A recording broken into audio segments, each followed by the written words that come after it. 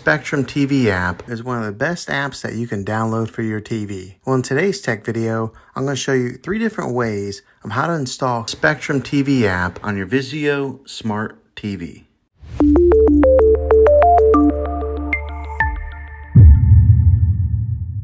It can be really frustrating if you want to watch some of the great content that is on Spectrum TV app and you find that your TV is unable to download it. If your TV is an older model of smart TV, then it could prevent you from downloading this app.